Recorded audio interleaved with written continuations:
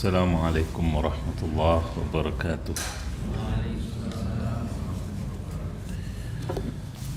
الحمد لله الذي خلق فسوى وقدر فهدى وأسعد وأشقى وأضل بحكمته وهدى ومنع وأعطى، وأشهد أن لا إله إلا الله وحده لا شريك له العلي الأعلى، وأشهد أن محمدا عبده ورسوله النبي المصطفى والرسول المجتبى، وعلى آله وصحبه ومن اهتدى.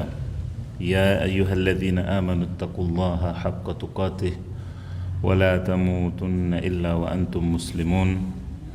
يا أيها الناس اتقوا ربكم الذي خلقكم من نفس واحدة وخلق منها زوجها وبث منهما رجالا كثيرا ونساء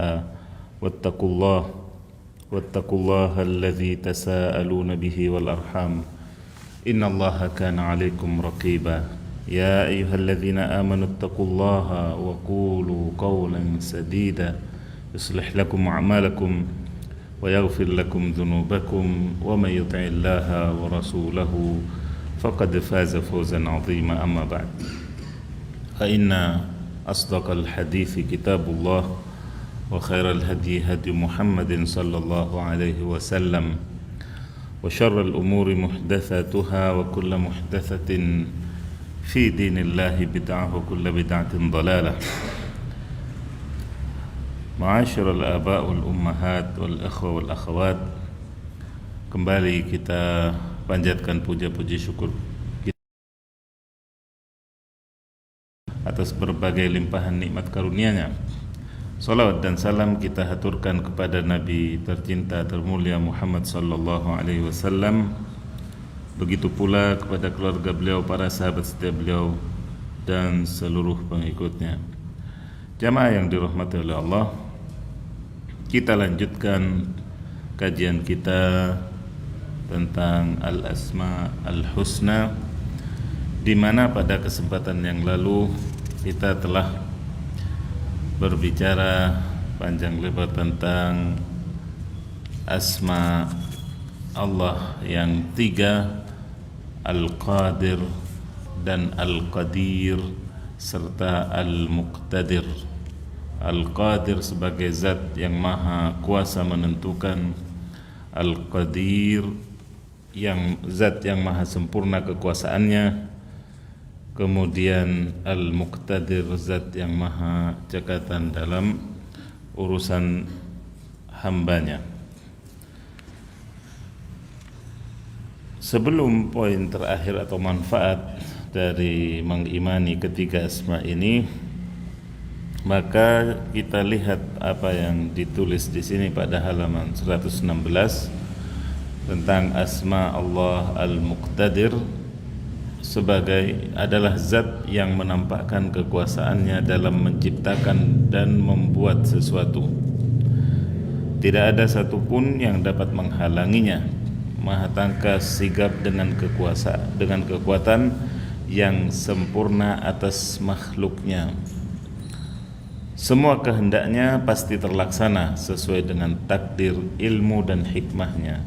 Subhanallah, tidak ada kekuatan apapun yang bisa menghalangi kekuatan Allah Subhanahu wa ta'ala, dan juga kecepatan keputusan Allah Subhanahu wa ta'ala atas hambanya, termasuk ketika ajal misalnya yang telah Allah tuliskan pada seorang hamba, di mana hamba tadi barangkali masih punya seabrek dan sederet acara, cita-cita ataupun hal-hal keduniaan lainnya yang belum terlaksana, akan tetapi Allah Subhanahu wa ta'ala dengan takdirnya lebih cepat dari itu, dan semua kehendak Allah pasti terlaksana sesuai dengan takdir, ilmu dan hikmahnya. Jadi kehendak Allah itu pun dibangun di atas ilmu dan hikmah, tidak seperti kehendak makhluk. yang di dalamnya ada kezaliman, kehendak makhluk. Di dalamnya ada kesewenang-wenangan, ada egoisme. Itulah kehendak makhluk. Ya. Berbeda dengan kehendak Allah yang dibangun di atas ilmu dan hikmah kebijaksanaannya. Lalu Allah Maha Kuasa, Maha Sempurna kekuasaannya. Dia tampakkan kekuasaannya pada makhluknya dengan menciptakan alam semesta dan isinya, menghidupkan dan mematikan dari mereka serta tiada yang mustahil bagi kekuasaannya, membangkitkan tiada yang mustahil bagi kekuasaannya. Terkadang kita dalam hidup saja misalnya menemui jalan buntu dari suatu perkara atau suatu masalah, akan tetapi Allah Subhanahu wa ta'ala bukakan di saat puncak-puncaknya kita putus asa. Itu banyak terjadi, dialami oleh hamba-hamba. Di sini menunjukkan sekali lagi kekuasaan Allah sebagai Al-Qadir dan Al-Qadir. Kemudian juga membangkitkan mereka kembali untuk dihisab setelah hancur lebur badan atau jasad tubuh mereka. Lalu dia membalas amal yang baik dengan kebaikan dan amal yang buruk dengan keburukan.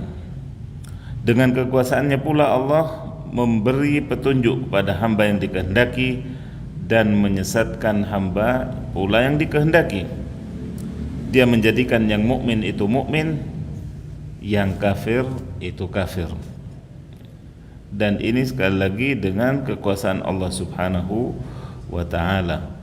Allah Maha Kuasa juga mengeluarkan dari orang yang kafir, bahkan pentolannya orang kafir, Abu Jahal, lalu Allah keluarkan dari sulbinya Ikrimah, atau sebaliknya na'udzubillah, dari pemimpinnya orang mukmin, bahkan dari sulbi seorang nabi ulul azmi Nuh alaihi salam, ya kan, kemudian keluar darinya anaknya yang membangkang dan seterusnya. Itulah contoh-contoh kekuasaan Allah yang mutlak dan kehendaknya. Dialah yang menjadikan Ibrahim dan keluarganya sebagai penyeru kepada tauhid dan hidayah. Namun dia pula yang menjadikan Fir'aun dan kaumnya sebagai penyeru ke neraka. Ini contoh lain, ini figur lain. Ibrahim alaihissalam dan keluarganya, putranya Ismail dan Ishak sebagai penerus kenabian dan kerasulan. Itulah keluarga yang Allah pilih untuk mendapat petunjuknya, untuk mendapatkan karunia-Nya. Sedangkan Fir'aun dan kaumnya atau bala tentaranya, para pendukungnya, Allah kehendaki untuk sebagai contoh buruk bagi kita-kita semuanya. Jamaah yang dirahmati oleh Allah, poin berikutnya yaitu berkenaan dengan manfaat mengimani ketiga asma Allah ini. Di sini yang pertama dinyatakan kian bertambahlah keyakinan hamba akan kekuasaan Allah dalam memenuhi hajat kebutuhannya. Karena Allah Subhanahu wa ta'ala Maha Kuasa, yang kaya hari ini besok belum tentu, yang miskin hari ini besok boleh jadi Allah kayakan, dan begitu seterusnya dengan kekuasaan Allah Subhanahu wa ta'ala. Dengan demikian seorang hamba akan semakin bergantung kepada Allah dan kekuasaannya yang mutlak. Yang kedua, tidak ada keraguan terhadap kudrat Allah dalam melenyapkan musibah dan mengalahkan kaum kafir, dan meyakini bahwa kemunduran kaum muslimin saat ini mengandung hikmah yang besar. Namun kebanyakan kita tidak memahaminya. Di situ ada rahmat, kelembutan dan maslahat bagi umat Islam.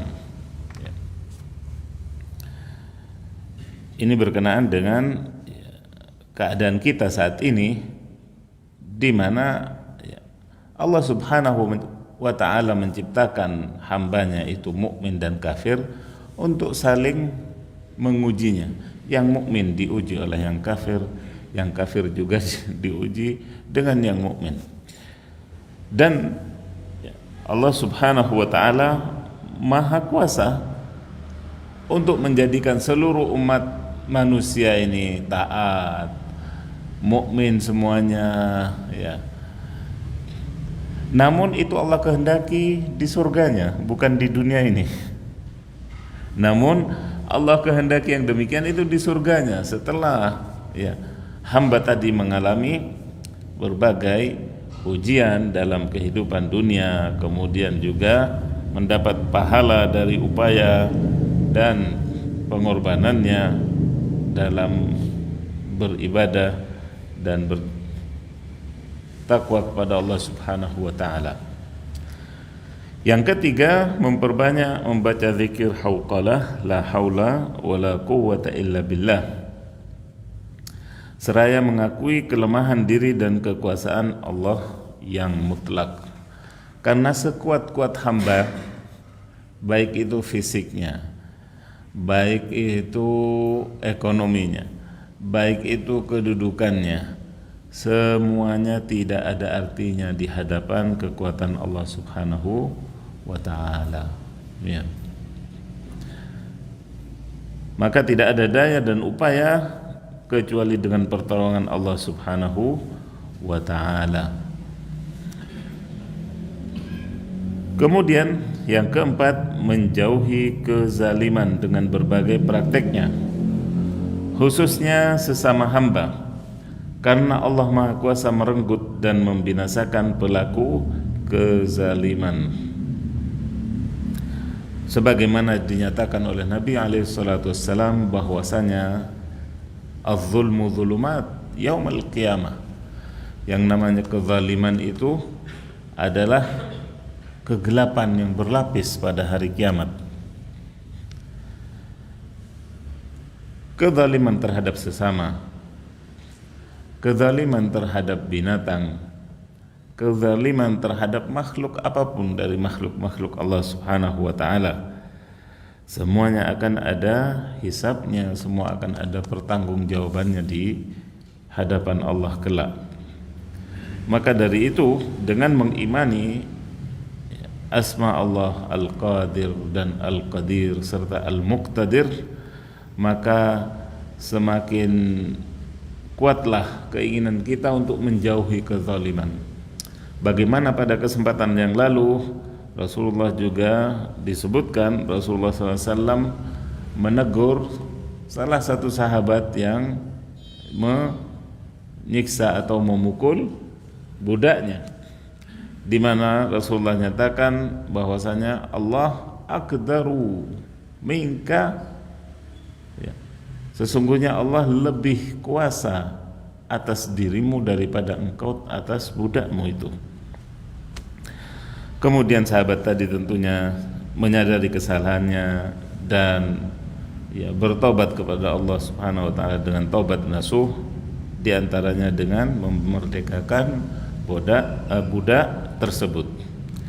Kemudian yang kelima, mengimani bahwa kekuatan manusia itu semata-mata karunia Allah, sehingga dia akan menggunakannya dalam ketaatan kepadanya, bukan maksiat. Nah, bahwa sekuat-kuat manusia sekali lagi tetap lemah. Wa khuliqal insanu dha'ifa, kata Allah.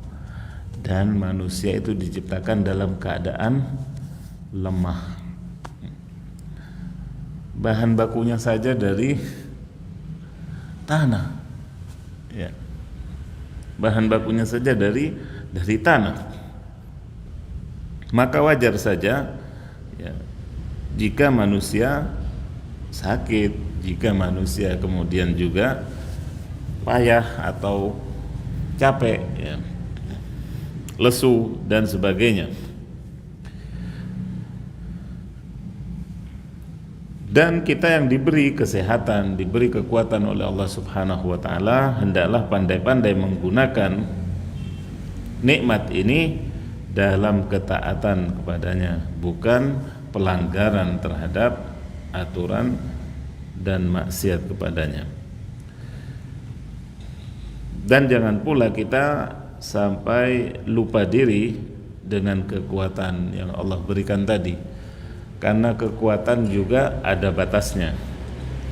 Kemudian juga tidak selalu Allah Subhanahu wa taala berikan, karena dalam penciptaan manusia setelah Allah sebutkan secara rinci bagaimana berasal manusia itu dari min dha'f, thumma min ba'di dha'fin quwwah, dari kelemahan ketika balita, kemudian mulai menguat, yaitu bisa kanak-kanak, kemudian remaja, kemudian jadi pemuda dan pemudi, kemudian setelah itu, setelah sempurna, akan kembali kepada kelemahan wa syaibah dan ketuaan.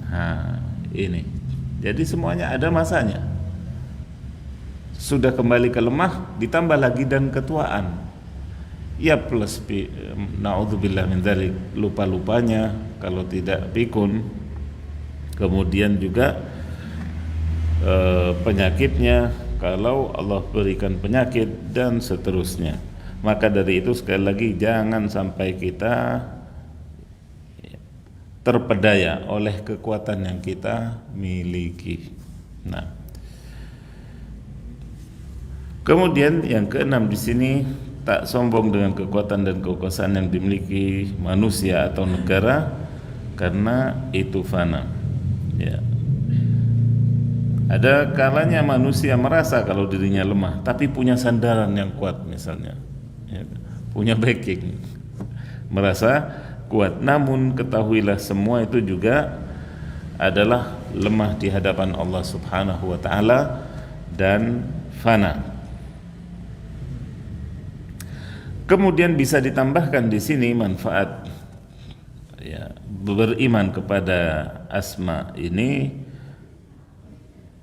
yaitu dengan menguatnya isti'anah kita kepada Allah, meminta perlindungan kepada Allah, dan tawakal yang benar juga kepadanya, dengan mengimani ketiga asma ini, sebagaimana wasiat Nabi kepada Ibnu Abbas radhiyallahu anhuma, wa'lam annal ummata law ijtama'at ala ay yanfa'uka bi syai'in lam yanfa'uka bi syai'in illa bi syai'in qad katabahu Allahu lak. Ketahuilah bahwasanya seandainya umat seluruhnya bersatu untuk memberikan manfaat kepadamu dengan sesuatu perkara sedikit, mereka tidak akan mampu memberikan itu kecuali itu sudah dituliskan oleh Allah untukmu. Sebaliknya juga, seandainya seluruh umat itu bersatu untuk memberikan kemudaratan, membahayakanmu, sungguh mereka tidak akan mampu kecuali kemudaratan itu telah tertulis atas dirimu. Kemudian juga manfaat berikutnya yang bisa ditambahkan adalah menyempurnakan kesabaran kita dalam hidup dan ridha terhadap keputusan pemberian Allah Subhanahu wa ta'ala. Sebagaimana dikatakan oleh Ibnul Qayyim di sini rahimahullah, man mala'a qalbahu minar ridha mala'a Allahu sadrahu ghina wa amnan wa qana'ah. Barang siapa yang memenuhi hatinya dengan ridha kepada Allah, Allah akan memenuhi dadanya dengan kekayaan, ketenangan atau keamanan, dan juga qana'ah. Wa farraga qalbahu limahabbatih wal inaba ilaih wat tawakkul alaih, dan akan mengosongkan hatinya untuk kecintaan kepada Allah, kembali kepadanya, bertawakal kepadanya pula, wa man fatahu hazzun minar ridha imtala'a qalbuhu bididdi dzalik washtaghala amma fihi sa'adatahu wa falahahu. Dan barang siapa yang terlewatkan dari hatinya bagian dari ridha, maka hatinya akan dipenuhi oleh kebalikan dari hal-hal tadi. Tadi apa? Kekayaan, ketenangan, dan qanaah. Maka kebalikannya kemiskinan dan juga kegelisahan serta ketamakan. Na'udzubillah. Dan dia juga tidak hanya itu, akan disibukkan dengan hal-hal yang justru tidak mendatangkan kebahagiaan dan keberuntungan. Dan inilah kerugian yang nyata. Inilah kerugian yang nyata. Kemudian juga manfaat berikutnya di sini sebagai tambahan adalah salamatul insan min amradil qulub. Selamatnya kita ini dari penyakit-penyakit hati, berupa yang utama hasad dan dengki, ya, serta penyakit-penyakit lainnya, termasuk tama ataupun kikir dan sebagainya.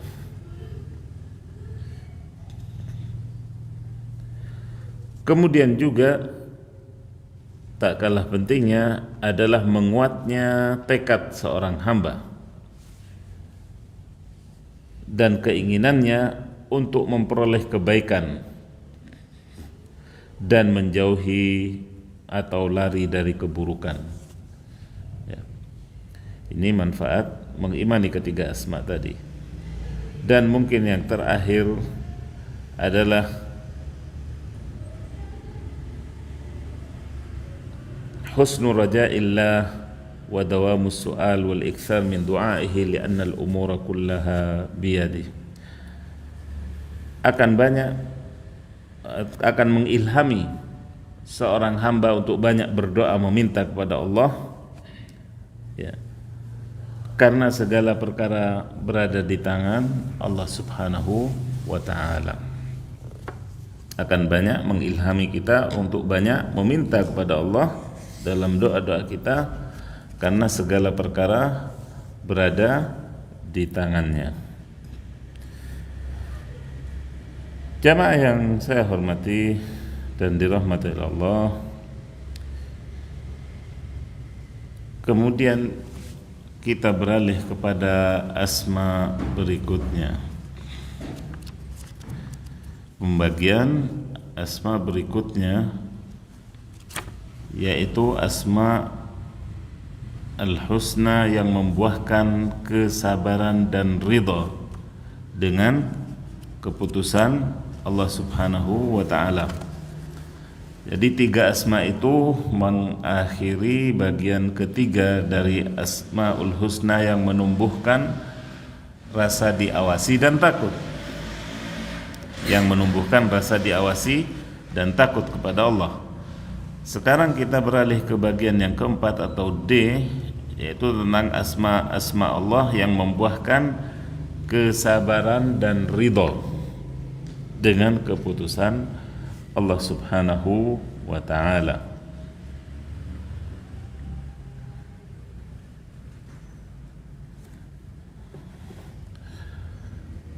Asma yang pertama di sini disebutkan Al-Hakim, Zat yang maha bijaksana.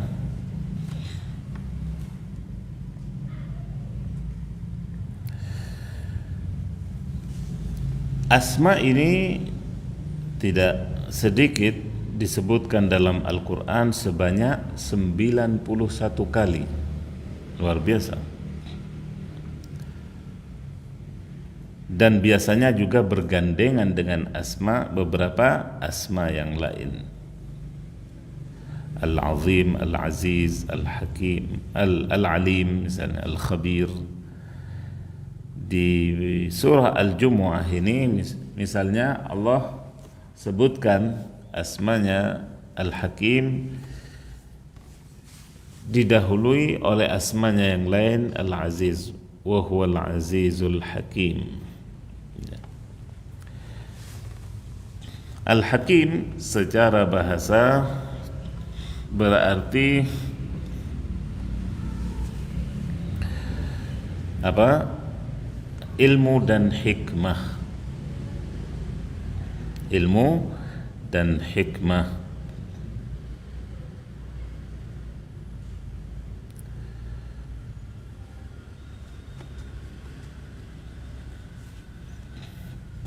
Sedangkan secara istilah dikatakan di sini zat yang memiliki ilmu yang luas dan mengetahui segala sesuatu dengan cermat dan baik.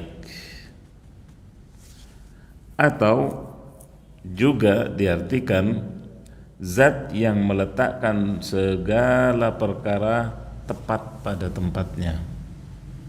Zat yang meletakkan segala perkara tepat pada tempatnya, sehingga tidak menyuruh atau memerintah kecuali ke jalan kebaikan, tidak melarang kecuali dari keburukan, tidak mengazab kecuali yang berhak mendapat azab, tidak menakdirkan kecuali dengan tujuan dan hikmah kebijaksanaan. Maka perbuatan-perbuatan Allah semuanya cermat dan tepat. Ciptaannya itu istimewa, dan Allah tidak menakdirkan sesuatu itu sia-sia, dan tidak melakukan kecuali dengan hikmah dan ilmu, meskipun tidak diketahui oleh makhluknya, meskipun tersembunyi dari kita-kita. Allah menakdirkan hidup dan mati, surga dan neraka untuk hikmah yang mulia, yaitu ibadah. Sehingga dengan itu tampaklah hambanya yang taat dan yang membangkang, yang bersyukur dan yang kufur.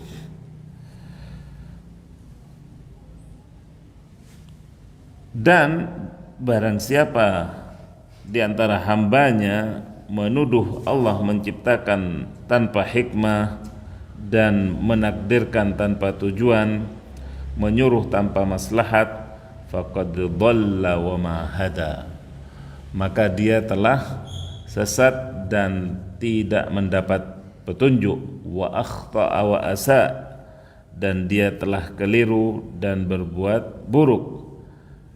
Afa hasibtum annama khalaqnakum abathaw wa annakum ilaina la turja'un. Al-Mu'minun ayat 115. Apakah kalian mengira bahwasanya kami menciptakan kalian, kata Allah, dengan sia-sia dan kalian tidak akan dipulangkan balik kepada kami, tidak akan kembali kepada kami? Allah Subhanahu wa ta'ala dengan kebijaksanaannya menciptakan langit dan bumi. Langit tanpa bocor, tanpa retak-retak, tanpa tiang. Masjid yang Masya Allah ini berapa tiang? Ada bocornya? Enggak, alhamdulillah ada bocor.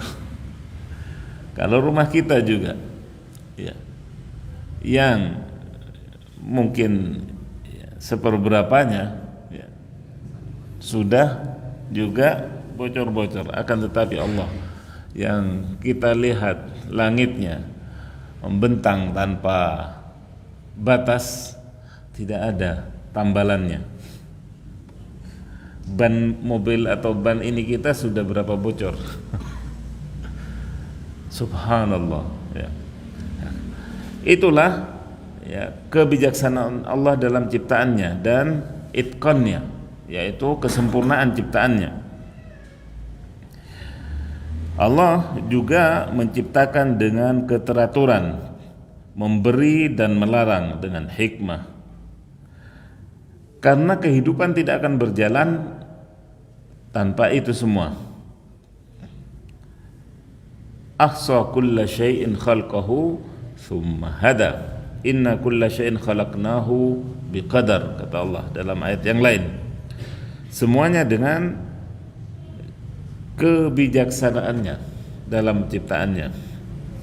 Arzaqun makfulah wa a'malun muqaddarah wa khalaiq mukhtalifah wa kaun muhkam la yakhtallu lahzatan wahidah. Syamsun wa qamar nujumun wa jibal law tala khurujus syams la halakal ibad walau ta'akhkhara al-qamar 'ala an-nas la halaku. Di sini Allah Subhanahu wa taala juga menjamin rezeki hamba-hambanya. Amalan-amalan mereka juga ciptaannya yang beragam. Tidak ada yang keliru. Kalau pada manusia sering sekali terjadi kesalahan teknis atau kesalahan jadwal, ketukar dan lain-lain. Kebayang enggak kita kalau jadwalnya matahari dan bulannya ketukar? Ya, ribut atau terjadilah kegoncangan tentunya, tabrakan dan lain-lain. Semua berjalan, semua benda langit berjalan seperti yang Allah perintahkan. Bergerak di mana Allah tunjuk untuk bergerak.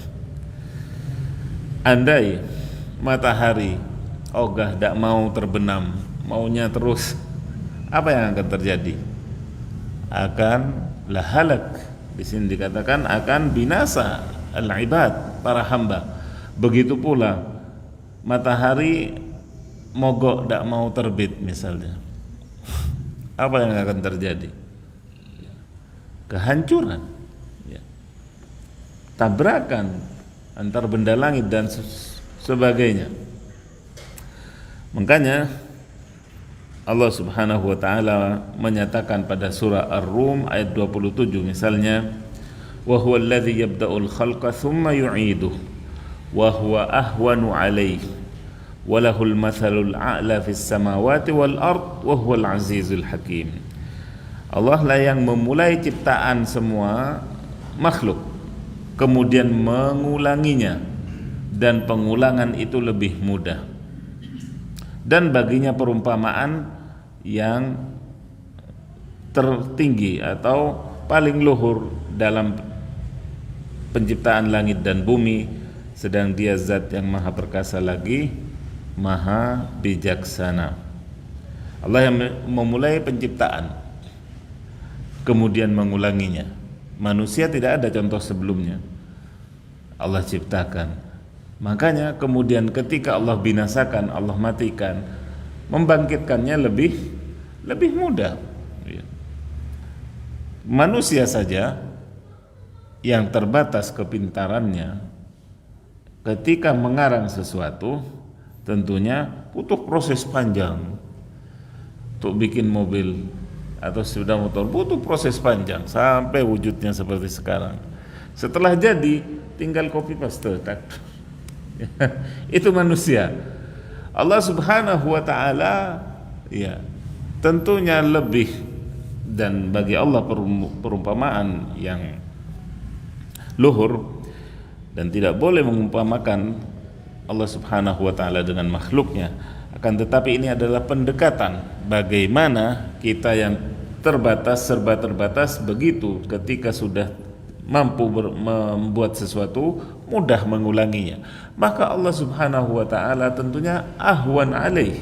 Di sini dikatakan wa huwa ahwanu alaih. Maka Allah lebih mudah lagi bagi Allah Subhanahu wa taala untuk mengembalikan manusia dari kematian menjadi hidup lagi, bangkit untuk menerima balasan atau hukumannya. Kemudian juga Al-Hakim yuqaddiru 'ala al-'abdil musibah wal bala. Zat yang maha bijak ini juga menakdirkan kepada hamba musibah dan bala ujian.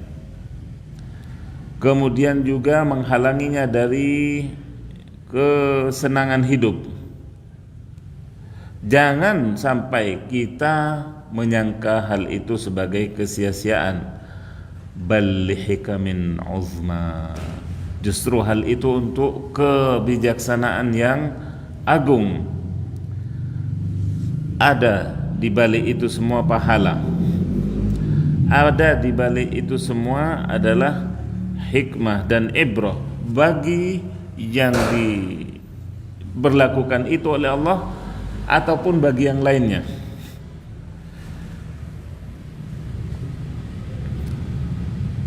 Misalnya di sini beberapa kasus ditunjukkan atau dicontohkan bagaimana seseorang, kejadian nyata di sini, seseorang yang mengalami kecelakaan lalu dibawa ke dokter. Ketika diperiksa oleh dokter, ternyata dia memiliki penyakit yang jauh lebih bahaya daripada luka ringan yang dialaminya. Artinya dengan musibah itu Allah menunjukkan atau ingin memberitahu bahwasanya hamba tadi punya penyakit yang tidak diketahuinya. Kemudian andai terlambat mengobatinya, tentu akan menyebabkan kematian. Ini adalah hikmah yang Allah kehendaki bagi hamba tadi. Kemudian juga bagaimana banyak kejadian dari orang-orang yang tertinggal pesawat misalnya, ternyata kemudian pesawatnya itu di mana-mana kejadiannya. Kemudian juga Allah Subhanahu wa taala dengan hikmahnya menjadikan kehidupan manusia itu beragam. Ada yang Allah mudahkan, ada yang Allah kasih sulit, ada yang Allah kayakan, dan ada pula yang Allah miskinkan, dan seterusnya. Di mana ini juga bagian dari hikmah yang insya Allah akan lebih jelasnya pada kesempatan mendatang. Kita akan perinci hikmah-hikmah tersebut sebagaimana dinukil oleh atau dijelaskan oleh Ibnul Qayyim rahimahullah. Demikian apa yang bisa saya sampaikan pada kesempatan kali ini. Mudah-mudahan bermanfaat. Terima kasih atas perhatiannya. Subhanakallahumma wa bihamdik, asyhadu an la ilaha illa anta, astaghfiruka wa atubu ilaik. Assalamualaikum warahmatullahi wabarakatuh.